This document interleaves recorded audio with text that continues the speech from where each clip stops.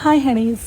അപ്പോൾ ഒന്ന് ചങ്ങനാശ്ശേരി വരെ പോകേണ്ട ആവശ്യമുണ്ടായിരുന്നു. അപ്പോൾ അങ്ങനെ പോയതാട്ടോ. അമ്മാളിക്കുട്ടിന് നല്ല പനിയായിരുന്നു, എന്നാലും കൂടെ വരണമെന്ന് ഒരേ വാശിയായിരുന്നു കേട്ടോ. അങ്ങനെ അമ്മാളിക്കുട്ടിനെയും കേശുക്കുട്ടിനെയും കൊണ്ടുപോയിട്ടുണ്ടായിരുന്നു. അപ്പോൾ വഴിക്ക് വെച്ച് അമ്മാളിക്കുട്ടൻ ദാഹം പറഞ്ഞു കേട്ടോ. അപ്പോൾ ചങ്ങനാശ്ശേരി റൂട്ട് നിങ്ങൾക്കറിയാം, നല്ല നാടൻ കരിക്ക് കിട്ടും. അപ്പോൾ അത് കഴിക്കുമ്പോൾ അമ്മാളിൻ്റെ ക്ഷീണമൊക്കെ ഒന്ന് മാറുകയെന്ന് വിചാരിച്ചാൽ കരിക്ക് വാങ്ങിച്ചു കൊടുക്കാമെന്ന് പറഞ്ഞ് നിർത്തി. രണ്ടുപേർക്കും ആ ചുവന്ന കളർ തേങ്ങയിൽ ഓറഞ്ച് ചെന്തെങ്ങിൻ്റെ അത് മതിയെന്ന് പറഞ്ഞു കേട്ടോ. അങ്ങനെ രണ്ടുപേരും അത് കണ്ടിട്ടാന്ന് തോന്നുന്നു, അത് കളർ കണ്ടിട്ടാന്ന് തോന്നുന്നു എന്തോ. അങ്ങനെ അത് വാങ്ങിച്ചു കൊടുത്തു. കേശുവിന് അത്ര പിടുത്തില്ല, എന്നാലും അമ്മാളിക്കുട്ടിക്ക് വളരെ ഇഷ്ടമായിരുന്നു. അവളത് കുടിച്ചു കേട്ടോ. അതിനുശേഷം നമ്മളെല്ലാവരും വാങ്ങിച്ചു കുടിച്ചു. പിന്നെ ആ ചേട്ടനത് നമുക്ക് മുറിച്ച് തന്നു കേട്ടോ. അത് രണ്ടായിട്ട് ഇങ്ങനെ പൊളിത്തരുമ്പോൾ അത് ഒരുപാട് മൂത്തയാണെങ്കിൽ ടേസ്റ്റ് കാണില്ല. പക്ഷേ ഇത് രണ്ടും എന്തോ ഭാഗത്തിൽ ഇളന്തയായിരുന്നു കേട്ടോ. അപ്പോൾ അങ്ങനെ അതൊക്കെ കഴിച്ച് നേരെ പോയപ്പോഴത്തേക്കും നമ്മുടെ നാടൻ മുട്ട കണ്ടു. അപ്പം അതും ഈ റൂട്ടിൽ സുലഭമായിട്ട് കിട്ടുന്നതാണ് നാടൻ മുട്ട, കോഴിമുട്ടയും താറാമുട്ടയും. അപ്പോൾ നമുക്കിവിടെ താറാമുട്ട കിട്ടുന്ന അല്പം പാടാട്ടോ. പക്ഷേ 15 വെച്ച് വാങ്ങിച്ചു. എന്നാൽ പോലും ചെറിയൊരു ഡൗട്ടുണ്ട്. കാരണം ചൂട് സമയമായതുകൊണ്ട് താറാമുട്ട അത്ര ഇതായിരിക്കണമെന്നില്ല, ചിലപ്പോൾ ചീത്തയാകും, അതറിയില്ലല്ലോ. അപ്പോൾ പിന്നെ അത് കഴിഞ്ഞപ്പോഴത്തേക്കും അമ്മ പറഞ്ഞായിരുന്നു എന്തായാലും ചങ്ങനാശ്ശേരി റൂട്ട് പോലെ വരാൽ കണ്ണാണ് വാങ്ങിച്ചിട്ട് പറഞ്ഞേ. അച്ചാച്ചിയുടെ കാലിന് ഓപ്പറേഷൻ കഴിഞ്ഞിരിക്കുവാണ്. പക്ഷേ വരാലല്ല, ചെമ്പല്ലി കണ്ണാണ് ഞങ്ങൾ ഈ വണ്ടി നിർത്തിയത് കേട്ടോ. ചെമ്പല്ലി ഉണ്ടാകും, സിലോപ്പി ഉണ്ടാകും. ചെമ്പല്ലി ജീവനുള്ളതായിരുന്നു കേട്ടോ. ഞങ്ങൾക്കിവിടെ ചെമ്പല്ലിയൊന്നും അങ്ങനെ കിട്ടാനില്ല. അതുകൊണ്ട് തന്നെ കണ്ടപ്പോഴത്തേക്കും 1 കിലോ വാങ്ങിക്കാനായിട്ടാണ് ഇറങ്ങിയത്.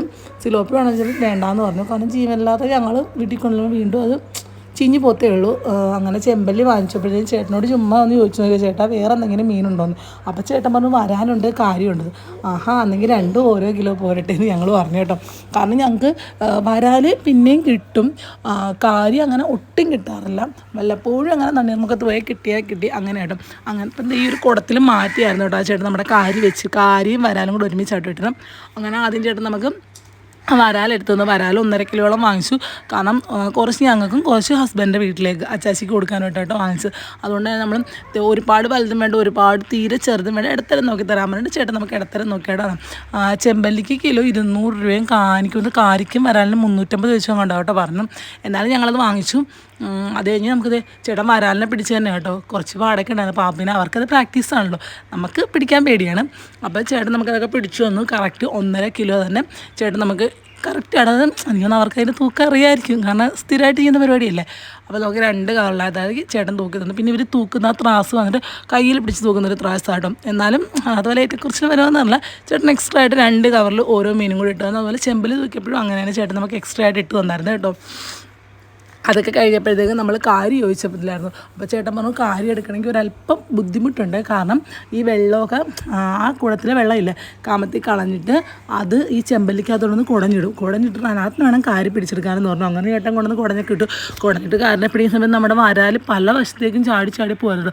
ഒരു സൈഡിൽ തോട്, ഒരു സൈഡിൽ റോഡ് വരും. ചേട്ടൻ പറഞ്ഞു റോഡിലായിട്ട് പോലും കുഴപ്പമില്ല, വണ്ടി കയറുന്നതിലുള്ള നമുക്ക് സാധനത്തിനെ കിട്ടും. പക്ഷേ ആ തോട്ടിലേക്ക് പോയ സാധനത്തിന് കിട്ടൂല.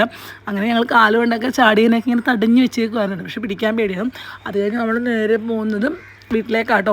അപ്പോൾ ഉച്ചയ്ക്ക് ഏകദേശം എനിക്കൊന്ന് ഈ സമയമൊക്കെ 2-2:30 ആയിരുന്നു. അന്നേ ഫുഡും കൂടെ കഴിച്ചിട്ട് പോകുന്ന വെച്ചതാകുമ്പോൾ ഇത് പള്ളാത്തുരുത്തി പാലാട്ടും ആ കാണുന്ന ഹൗസ് ബോട്ടൊക്കെ കണ്ടില്ല, അതവിടെ ഇങ്ങനെ നിർത്തിയിട്ടേക്കുന്നത് എനിക്കിഷ്ടമാട്ടോ. ഈ റൂട്ടിൽ കൂടെ എപ്പോഴും യാത്ര ചെയ്യാനായിട്ട് വല്ലപ്പോഴൊക്കെ പോരാറുണ്ട്. പിന്നെ നമ്മൾ ഫുഡ് കഴിക്കാനായിട്ട് വണ്ടി നിർത്തി ഏവിസിലായിരുന്നു കേട്ടോ. കാരണം ഈ സമയത്ത് ചോറ് കിട്ടാൻ സാധ്യത കുറവാണെന്നും പറഞ്ഞാൽ ഞങ്ങൾ ആ ഒരു ഇത് വെച്ച് തന്നെ കയറിയത്. 2 മണിയോട് കൂടെ മിക്കപ്പോഴും ഇവിടെ ചോറ് തീരാറാവുന്നത്. ഞങ്ങൾ പ്രാവശ്യം വന്നപ്പോൾ അത്യാവശ്യം തിരക്കൊക്കെ ഉണ്ടായിരുന്നു. ചോറ് കിട്ടില്ല എന്നുള്ള ഡൗട്ടിലാണ് നമ്മൾ കയറി അകത്തേക്ക്. അകത്ത് കയറിയപ്പോഴും പുറത്ത് കണ്ട വണ്ടിയുടെ ആ ഒരു തിരക്കൊക്കെ അകത്തും ഉണ്ടായിരുന്നു കേട്ടോ. നല്ല ആളുണ്ടായിരുന്നു. അങ്ങനെ നമ്മൾ 3 മീൽസായിട്ട് ഓർഡർ ചെയ്തത്. പിന്നെ കുട്ടികൾക്ക് 2 പാലപ്പം മതിയെന്ന് പറഞ്ഞു. പാലപ്പത്തിന് താറാവ് കറി മതിയെന്ന് പറഞ്ഞു. അപ്പോൾ അമ്മാളിക്കുട്ടിക്ക് പനിയായതുകൊണ്ട് ചൂടായിട്ട് തന്നെ അപ്പം വാങ്ങിച്ചു കൊടുക്കാമെന്ന് വിചാരിച്ചു. അവൾക്ക് പാലപ്പവും ഞങ്ങൾക്ക് മീൽസും ആയിട്ടോ പറഞ്ഞത്. എക്സ്ട്രാ ആയിട്ട് സ്പെഷ്യലൊക്കെ ചോദിച്ചപ്പോഴും ഓൾമോസ്റ്റ് മിക്കതും തീർന്നിട്ടുണ്ടായിരുന്നു. നമ്മൾ മീൻകറിയൊക്കെ ചോദിച്ചായിരുന്നു, പക്ഷെ അതൊക്കെ തീർന്നിട്ടുണ്ട്. പൊടി ബീഫ് വറ ചോദിച്ചപ്പോൾ അതും തീർന്നിരിക്കുമെന്ന് പറഞ്ഞു.